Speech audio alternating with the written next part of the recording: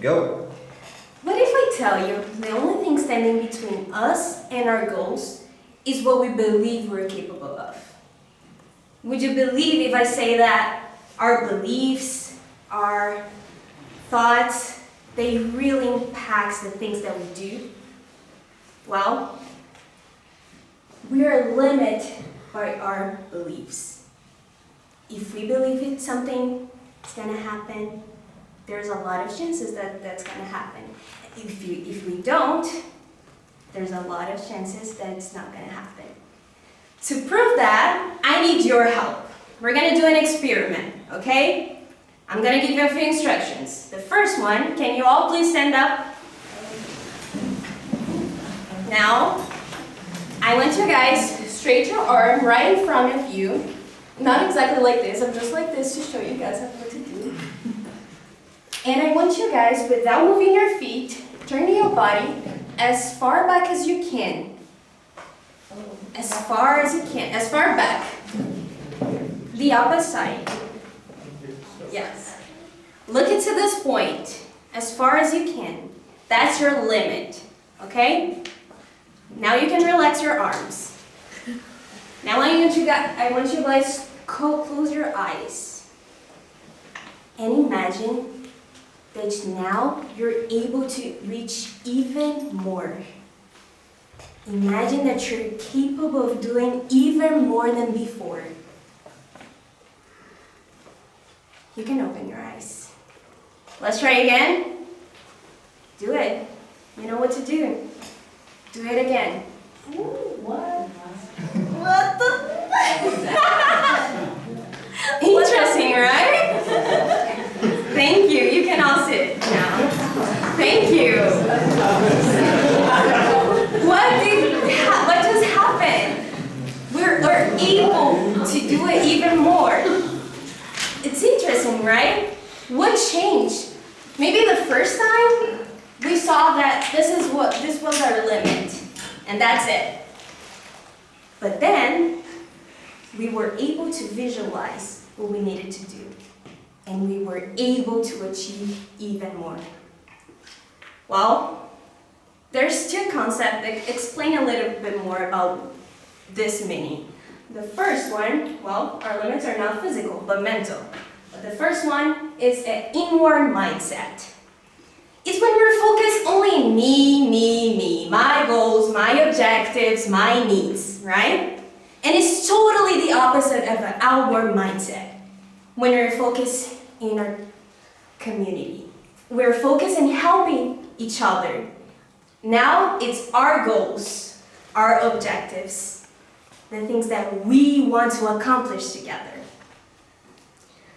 In my life, I have learned this concept in a few different situations. Well, the first one is something called psycholinguistics. Well, psycholinguistics is the science who studies how our brain works when we're learning more than one language. When we're learning 2 or 3 languages, for example. When we're learning, but also when we lose the ability to speak those languages. It's very common with kids who grow up in a bilingual, trilingual environment. And it's very common that they lose this ability when they grow up just because they didn't practice enough. It's also common when people have a stroke, for example. And the fat part of the brain is the left side of their brain because it's the part responsible for communication, for language. So when they have a stroke, they lose this ability. This part is affected. But they all can recover with the right time, with the right environment, and with the right belief. With all those 3 things, they're all able to recover. How amazing is that?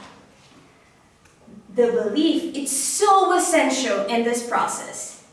If I believe that I'm stuck, I'll probably stay stuck. But if I believe that I can go even forward, I am able to go. Well, the second situation that I've learned this concept, I learned because of my mom. Well, My mom, she loves to watch the Olympic Games. Mostly because she was an athlete when she was younger. So it's something that we always do in our family, every Olympics. So for those who don't know, this sport is called pole vault. The purpose, the athlete runs with this pole and he needs to run and jump as high as he can without touching the bar.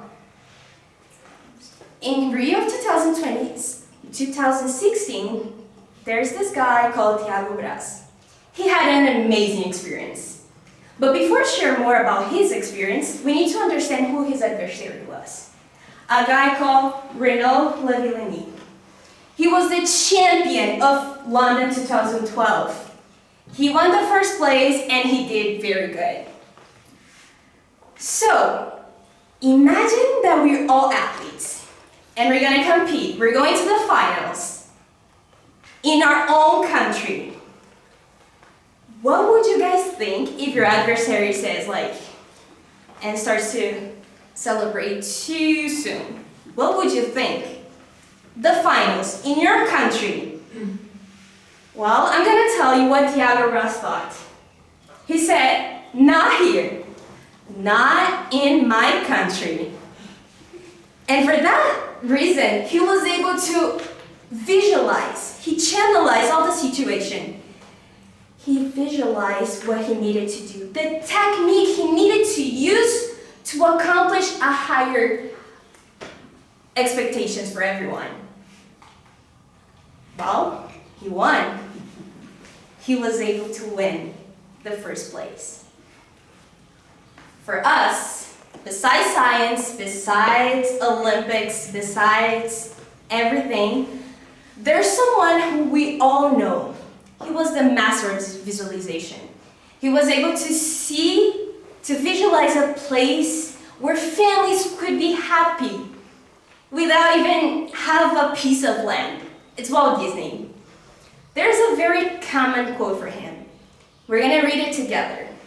He said, if you can dream it, you can do it. How amazing is that? If we can dream it, we can do it. We don't have to be athletes. We don't have to build the next Disneyland. We just have to change our mindset and think about the impact that we can cause on people and the people that we love. Thiago, when he won the Olympic, this pole vault game, he wasn't just winning by himself. He inspired a whole nation. Walt Disney, when he built the Disneyland, he created a place that we all know where dreams can come true, right? Well, I want to tell you a personal story because we don't have to be them like them. But what about us? What we're gonna do? How can we accomplish those things? A lot of us have spent an important holiday, far from our families. I did this. It happened to me when I was serving my mission in Chile. And it was close to Christmas. Me and my companion, we had just a really important goal. We want to spend the holiday wearing jerseys, sunglasses, drinking mate in our balcony, talking about our lives. That was our goal. As I say, a really important goal. Well, Christmas came, we didn't have those jerseys, and we were thinking, okay, maybe we should change our plans, right? So we postponed our goal to New Year's Eve. And it was December 31st, 8 p.m., and we still didn't have those jerseys. Well, I'm a Brazilian girl, she's from Argentina, so it was really important, the jerseys, right? And the day was almost finishing, almost ending, but I was just 100% sure that everything's gonna work, you know? I did this prayer, I was reflecting about everything, and I did this prayer when I say to Heavenly Father, I know that's probably something silly, I know that's nothing so important, but it really would make us very happy. So that's why my mindset was 100% sure. Well, we went to visit this family, almost 9 p.m., and you know what happened? They lent us the 2 jerseys. We spent the holiday as how we wanted. How amazing is that? When we're able to visualize the things that we want, we can accomplish. So let me ask you a question. Which mindset would you choose today? An outward mindset or an inward mindset? Are you going to be focused in what you can do for yourself, for your own goals, your own purpose? Or are you going to be focused on the things that you can do it as a group, as a family, as a team? What's the difference? Again, we don't need to build the next Disneyland. We don't have to compete in the next Olympic Games. But look the difference that we can make in people's lives when we choose to have an outward mindset. The impact that we can cause is just amazing. I know, and I invite you all. Think about this. What impact would you like to cause in people? What impact do you want to be remembered for? Thank you very much.